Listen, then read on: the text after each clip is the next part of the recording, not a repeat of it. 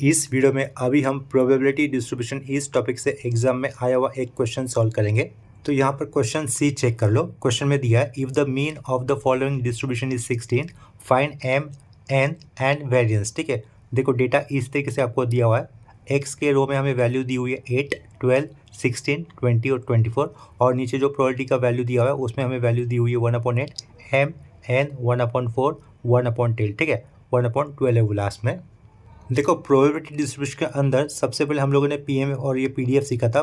उन दोनों में से ये पीएमएफ का प्रॉब्लम है। पीएमएफ यानी कि प्रोबेबिलिटी मास फंक्शन। ठीक है, जब भी आपको ये क्लियर हो जाएगा कि गिवन प्रॉब्लम पीएमएफ या फिर पीडीएफ का है, तो उनके लिए जो रिक्वायर्ड कंडीशन होती है वो भी आपको याद होनी चाहिए। For any function to be PMF condition क्या होगी, summation P i is equal to हमेशा कितना होगा, 1 होगा, और हर एक प्रोबेबिलिटी कैसी होगी, ग्रेटर देन या फिर इक्वल टू 0 हो सकती है। और for PMF function summation P I x I की वैल्यू क्या होती है, मीन होती है, जो कि उन्होंने कितनी दी हुई, इस केस में 16 दी हुई है। ठीक है, मीन को हम लोग एक्स बार से डिनोट करते हैं, या फिर ई ऑफ एक्स लिख के भी डिनोट करते हैं, या फिर म्यू इस नोटेशन से भी डिनोट करते हैं।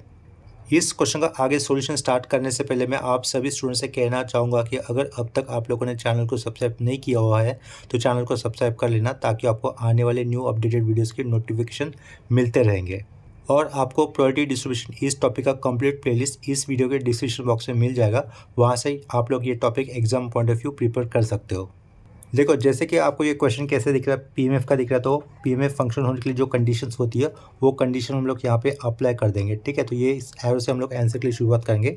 यहाँ पर मैं क्या लिखूँगा, फॉर पीएमएफ लिख दूंगा। ठीक है, for probability mass function condition क्या होती है, summation P i equal to कितना होता है, 1 होता है।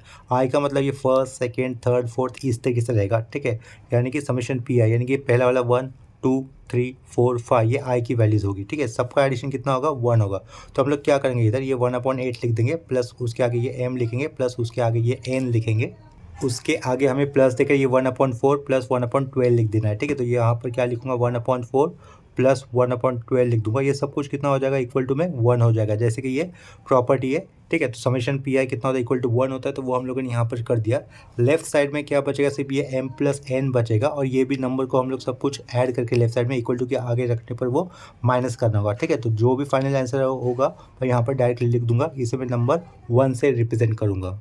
तो यहाँ पर हम लोग इक्वल टू के आगे क्या लिख सकते हैं, 13/24। तो ये 13/24 हमने लिख दिया। ठीक है, इसके बाद हमें उन्होंने मीन का भी वैल्यू दिया होता है। मीन के लिए कैलकुलेशन देखो इस तरीके से करना होता है, समेशन पी आई एक्स आई। ठीक है, समेशन पी आई एक्स आई होता है ये एक्स बार नोटेशन होता है, जिसे हम लोग म्यू से भी डिनोट कर सकते हैं, ये म्यू हो गया, जिसे हम लोग ई ऑफ एक्स से भी डिनोट कर सकते हैं। ठीक है, तो उन्होंने हमें एक्स बार कितना दिया होता है, 16 दिया था, तो वो वैल्यू हम लोग आगे यूज़ करेंगे।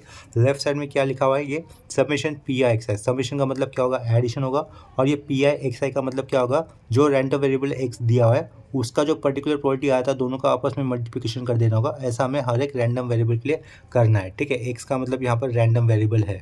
तो यहाँ से हम लोग देखो आगे क्या लिख सकते हैं, 8 इंटू 1 करेंगे, प्लस देकर हमें क्या लिखना होगा, 12 इंटू एम लिखना होगा, प्लस देके 16 इंटू एन लिखना होगा, प्लस देके 20 इंटू 1/4 लिखना होगा, और लास्ट में प्लस देके 24 इंटू 1/12 लिखना होगा। ठीक है, ये क्या हो जाएगा, समेशन पी आई एक्स आई मिल जाएगा, इक्वल टू उसे क्या लिखना है, हमें 16 लिख देना होगा। ठीक है, एक्स आई कितना 8 है, तो पहले प्रोबेबिलिटी लिख लेता हूँ, 1/8 इंटू 8 लिखा, ये पी आई एक्स आई हो गया पहला वाला। उसके बाद प्रोबेबिलिटी कितनी है, एम है, एम इंटू कितना हो जाएगा, ये 12 रहेगा, प्लस एन इंटू कितना था साइड में, 16 था, ये 16 लिखा, प्लस 1/4 इंटू 20 लिखूँगा, 1/4 इंटू 20 लिखा, आगे प्लस 1/12 देखिए कितना लिखूँगा मैं, यहाँ पर 24 लिखूँगा। ठीक है, ये सब कुछ इक्वल टू में कितना बताया हुआ है, 16, तो वो आगे हमने यहाँ पर 16 लिख दिया। ठीक है, पेज को थोड़ा सा ऊपर कर देता हूँ। इसके बाद नेक्स्ट स्टेप में हम लोग इक्वल टू के पीछे वाला सब कुछ कैलकुलेट कर लेंगे। 8 इंटू 1/1 होगा, प्लस ये रहेगा 12m, प्लस आगे हो जाएगा ये 16n, प्लस ये कितना हो जाएगा 5, और ये रहेगा 2। ठीक है, इक्वल टू कितना होगा, ये 16 हो जाएगा। इसे आगे सिंप्लीफाई करने पर हमें लेफ्ट साइड में क्या मिलेगा, ये 12m plus 16n is equal to 5 + 2 7, 7 + 1 8, 8 equal to के आगे जाएगा तो -8, 16 - 8 यहाँ पर +8 रहेगा। ठीक है, इसे हम लोग नंबर कर देते हैं 2।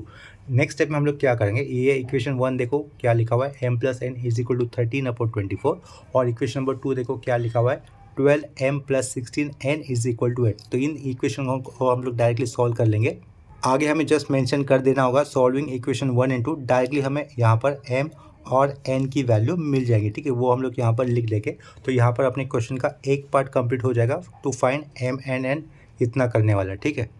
तो हमें m की वैल्यू मिलेगी 1/6, तो वो 1/6 मैंने m के लिए लिखा, और n की वैल्यू हमें मिलेगी 3/8, ठीक है। तो इधर मैं क्या लिखूंगा, 3/8। इसके बाद हमें सेम क्वेश्चन के अंदर वेरिएंस पूछा गया था, तो आप लोगों को वेरिएंस का फॉर्मूला पता होना चाहिए सबसे पहले। तो देखो मैं यहाँ पे वेरिएंस का फॉर्मूला लिखूंगा। वेरिएंस का नोटेशन इस तरीके से होगा, अगर वर्ड्स में लिखते तो VAR और ब्रैकेट में x, या फिर अगर नोटेशन में दिखाना चाहते हो तो ये सिग्मा x स्क्वायर दिखा सकते हैं, ठीक है। इसका कैलकुलेशन फॉर्मूला ये इस तरीके से होता है, E ऑफ x का whole square minus E of x एक ब्रैकेट में, उसको एक स्क्वायर ब्रैकेट में लिखते हैं, उसका स्क्वायर किया जाता है, ठीक है। ये इक्वल टू, यहाँ पे इक्वल टू कर रहा हूँ। ई ऑफ एक्स स्क्वायर कैलकुलेशन करने के लिए फॉर्मूला कैसा रहेगा, समेशन पी आई, ठीक है, P I x i square हो जाता है माइनस यहाँ पर ये mu E of x bracket के अंदर उसका होल स्क्वायर, ये तो म्यू होता है ना। तो यह हम लोगों को ये लेफ्ट साइड वाला पार्ट कैलकुलेट करना होगा, ये तो हमें ऑलरेडी पता है, गिवन है, which is value which is 16, ठीक है। लेफ्ट साइड में यहाँ पर मैं वेरिएंस ऑफ एक्स लिख लेता हूँ, वेरिएंस ऑफ एक्स लिखा, ठीक है। इसे हम लोग नंबर कर देते हैं, इसे मैं नंबर 3 से रिप्रेजेंट कर लेता हूँ। यहाँ पर ये जो अंडरलाइन किया हुआ पार्ट है ना, पहले हम लोग इसे फाइंड आउट कर लेते हैं। इसी का मतलब क्या होगा, ई ऑफ ब्रैकेट के अंदर एक्स स्क्वायर लिखा हुआ ये जो है वही ये हो जाएगा, ठीक है। करली अंडरलाइन किया हुआ, पहले हम लोग उसे फाइंड आउट कर लेंगे। लेफ्ट साइड में हमें क्या लिखना होगा, ये समेशन, समेशन का मतलब एडिशन होता है, इतना याद रखना। ये पी आई लिखा, एक्स आई स्क्वायर कर दिया, ठीक है।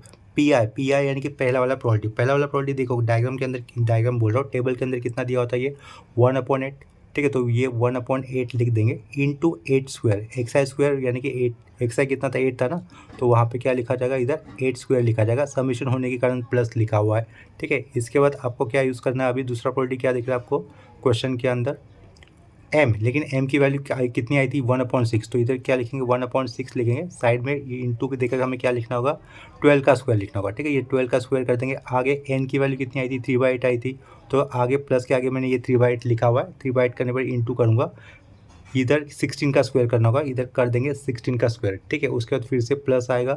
अभी प्रोबेबिलिटी कितनी है, 1/4 है, तो ये 1/4 लिख दिया। साइड में क्या करोगे आप लोग, 20 का स्क्वायर करोगे, प्लस कर दिया। यहाँ पे क्या होगा, 1/12 होगा इंटू 24 का स्क्वायर हो जाएगा, ठीक है। इसे हम लोग कैलकुलेट कर लेंगे।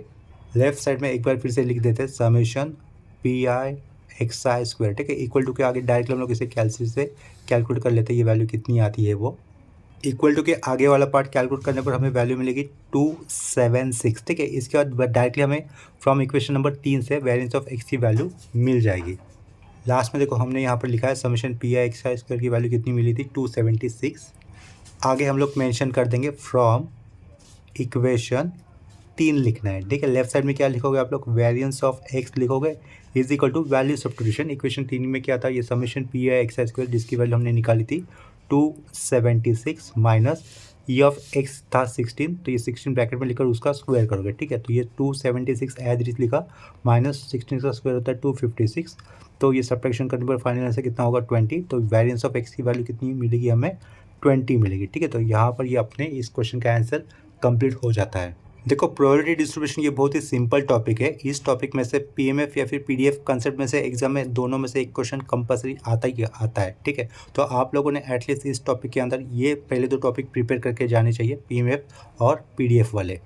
इस प्रॉब्लम के साथ अभी के लिए ये लेक्चर हम लोग यहीं पे स्टॉप करेंगे। लेक्चर एंड करने से पहले फिर से सभी स्टूडेंट से कहना चाहूँगा कि अगर अब तक आप लोगों ने चैनल को सब्सक्राइब नहीं किया है तो चैनल को सब्सक्राइब कर लेना, इससे आपको आने वाले न्यू अपडेटेड वीडियोज़ के नोटिफिकेशन मिलेंगे।